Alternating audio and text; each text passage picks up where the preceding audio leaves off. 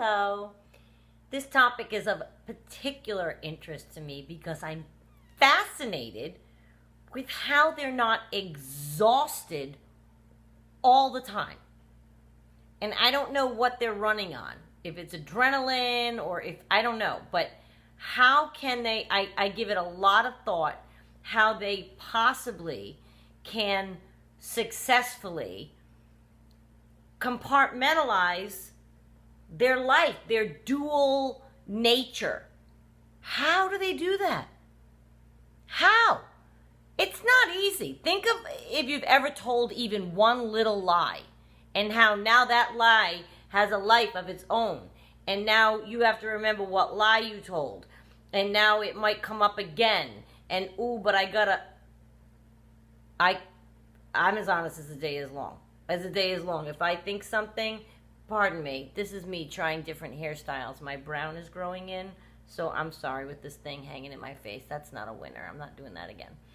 I feel like, how do they hide? The effort it takes. What lie did you tell, like I said, and how are you going to keep it up? And then they get tripped up. And do they recognize each other in life? I've given that thought. If they're in a room, if they're at a gathering, there's not just one narcissist in the room. Do they recognize each other? Do they bond? Do they repel each other? Do they see themselves in someone else? Do they mess up and reveal themselves before they want to? Which we know they do that with us. But in life, do they? Because they can't remain intact elsewhere in life. We're not the only people that they get tripped up with. Okay? So then, or to maybe someone that they weren't ready to see their bad side yet. That might be something. I'm just not ready for that person to see that side of me yet. And damn it, I tripped up. I forgot my lie, and I told them a different thing, and darn, now that they know the truth. Do they care? And what led me here is, and I mentioned this the other day, I'm rewatching Dexter, which I sometimes put Dexter, the music, his voice narrating, everything about it, it puts me in the same space as playing a Pink Floyd album. Believe it or not. A murderous person. But it's a nice, quiet music they play. It's his voice narrating. It's like watching a golf tournament. It's very relaxing to me. So I play it a lot. And it's occurring to me because he's going through things again where it's like, oh, this person might discover him and this person might discover him. He goes through so much effort, work, and toil to keep his identity secret. He truly wants to keep it secret. I think part of the narcissist wants their inner part to come out. And they want us to know the truth about them because they're exhausted. Mine used to, that's what triangulation is about, other than devaluing. He wanted me to find him out, showing me his phone, ooh, this person's emailing me, whatever. They're exhausted. They can't keep that up for any length of time. So I think they maybe just accept that they have to try to compartmentalize it, but I can't imagine that they're successful at it throughout all of life.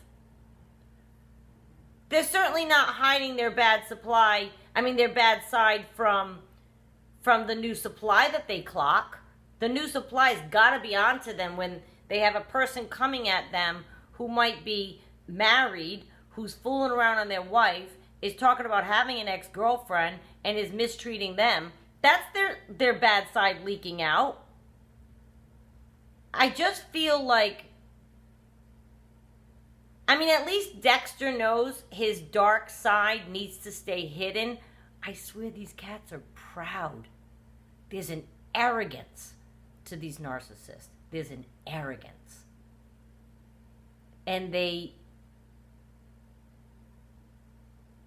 I don't know if people see them as how they are, as soon as they should see them as they are. Like, I believe that in their communities, they may make friends or try to make friends, but do people not see? They've got to see.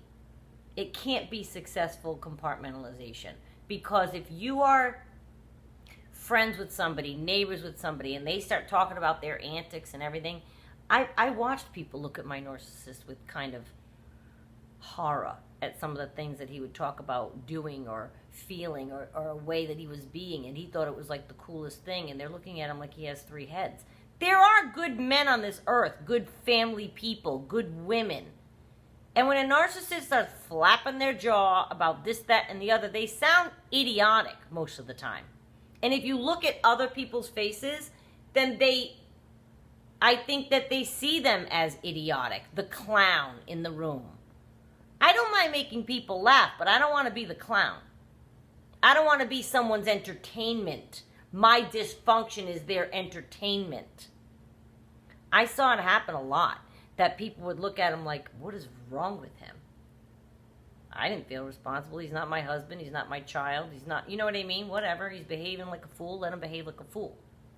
But I think some of them, they play like they just live in the life and they're rocking and rolling. But honestly, they cannot ever really foster any real respect from anyone who manages to get to know them at least as much as you can get to know that person, because of course, as we all know, you never really can get to know them because they shift. They shift depending on what company they're keeping. So you're a certain way, you like we talked about in the last video or the one before that, whatever. You like going out all the time and being on the they want you right now, they're going to portray to be that person. You're someone that likes quiet solitude, like we were talking about, some people, they're going to portray to be that person. They're going to mirror you. So nobody ever really gets to know the narcissist. I don't even know if they know who they are. Because they shift all the time. They've got to mess up. Neighbors, friends, business associates, people catch on. People catch on. And I can't imagine that them keeping that part of their life a secret can ever be something that they do successfully for a long time. Like, I think wives that have this happen to them, particularly like in my case, I've told you that mine was married twice. I think both wives probably knew. That's my guess. I don't know. I can't imagine having somebody do things to you for 15 years and you don't know. There's always something that screams that there's a problem.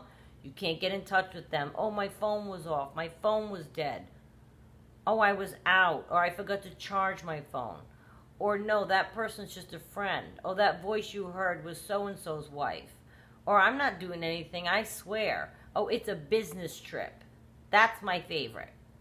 Business trip. That's fantastic. Is it a business trip? A business trip means that you go away, you conduct business. If you're a responsible man, responsible, non-disordered, non-narcissist man, sure, go out for a steak dinner, have yourself a stiff drink. You're sitting around with your business partners, whatever. And then, I don't care what you do after that, but I'm sure at some point, if you are a responsible, well-meaning citizen, you're back in your room, talking to your wife before you go to bed. Narcissist isn't doing that on a business trip. I'll talk to you in the morning. We're going to go and do blah, blah, blah, and I won't really be able to get on the phone. There's always something that will blow their cover to you when you're in it. I can't help but think. And it brings me a little bit of glee, and I don't mean to get gleeful, but it brings me a little bit of glee that other people around your narcissist, they're also catching on, that they're full of it. And by it, you know what I'm saying? They're full of it. Every word they say reeks of being full of it. So how can they possibly keep up the dichotomy of the dual nature that they have? They can't, which is another reason why they shift friends, shift partners, shift activities that they do. They run out of slack, leeway with this person. They've caught on now. I need to go over here. I blew my cover. They've caught on to my dual nature. Let me go over here and get new people who think I'm fabulous. and give me my value by telling me I'm fabulous.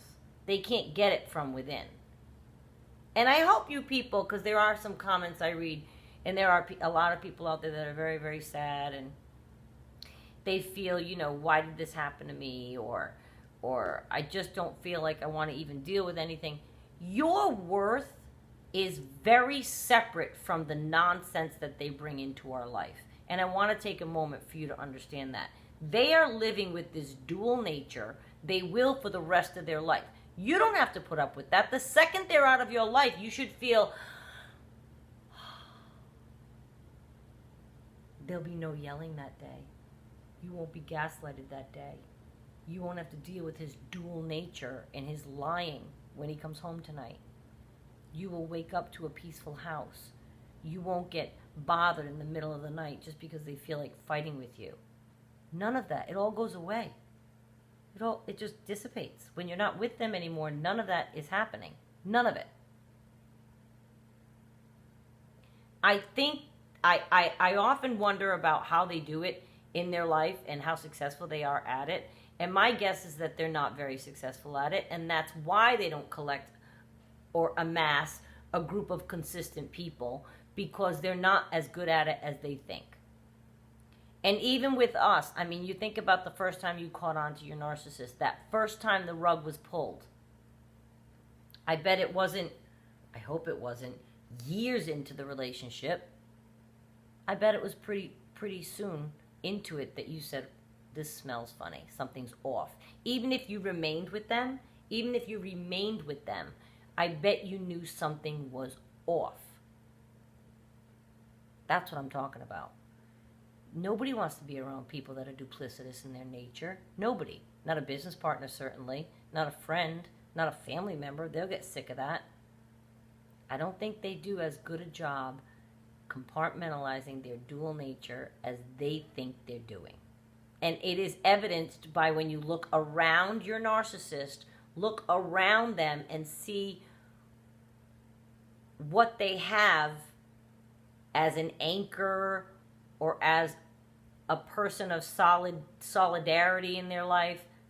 I've known a few narcissists and they didn't really have any solid anything. I think because eventually people catch on. That's exhausting.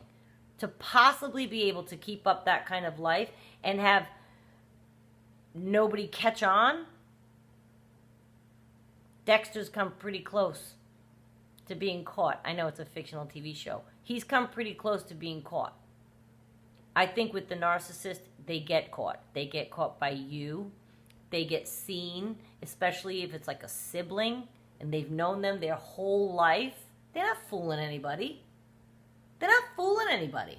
And if a narcissist happens to see this, you're not fooling anybody. We all see other grown men next to a grown man talking about, yeah, I did this and blah, blah, blah, blah.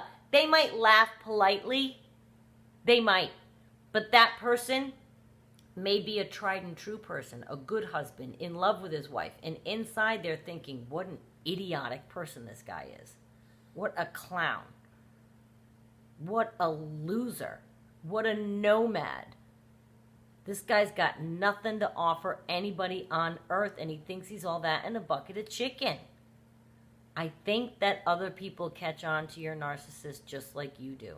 I don't want you thinking they're out there in the world charming everybody. They're not. They will for a minute, just like they did you, me, us. That's what they do. I think people catch on. I don't think that they have it in them to keep up. First of all, it would take wit, smart, charm, everything to keep that up. There's no way they have any of that. And how could you possibly manage all those lies? You can't. You can't. They're telling you one thing, they're telling somebody else another thing, they mix it up, they might tell you something they told the other person.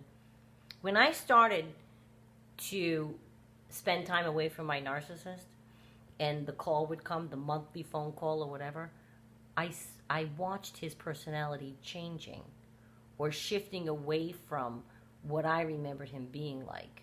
And suddenly he sounded different. He was talking different.